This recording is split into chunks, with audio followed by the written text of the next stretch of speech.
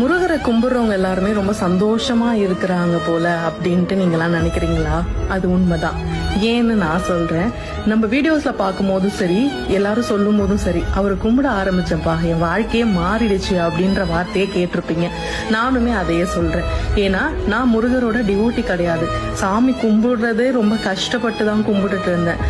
Life ஒரு certain பாயிண்ட்ல turn ஆகும்னு சொல்லுவாங்க. அந்த டேர்னிங் பாயிண்ட்ல நம்ம என்ன பண்றதுன்னு உடஞ்சு நிற்கும் போது நமக்குன்னு சில வழிகளை தோன்றதுக்கு சில வழிகள் நடக்கும். அப்படிதான் இவர் என்னோட லைஃப்குள்ள வந்தாரு. இவர் ஏன் வந்தாரு, எதுக்கு வந்தாரு, என்ன சேஞ்சஸ் பண்ணாரு, இதெல்லாம் பத்தி நான் ஆராய்ஞ்சதே கிடையாது. இவர் வந்ததுக்கு அப்புறம் வாழ்க்கை மாறிடுச்சுடா அப்படின்னு சொல்றது கேள்விப்பட்டிருக்கீங்களா? அது உண்மைதான். ஏன் நான் சொல்றேன், நமக்கு பின்னாடி பேசுறவங்க, நமக்கு முதுகுல குத்துறவங்களை பத்தி எல்லாம் நம்ம யோசிக்கவே மாட்டோம். நமக்குன்னு ஒரு பாதை உருவாக ஆரம்பிக்கும். அதை நோக்கி நம்ம போக ஆரம்பிப்போம். லைஃப்ல நெக்ஸ்ட் ஸ்டெப் என்னன்றத யோசிக்கிறதுக்கு இவரு நமக்கு ஒரு வழி சொல்வாரு. அதுதான்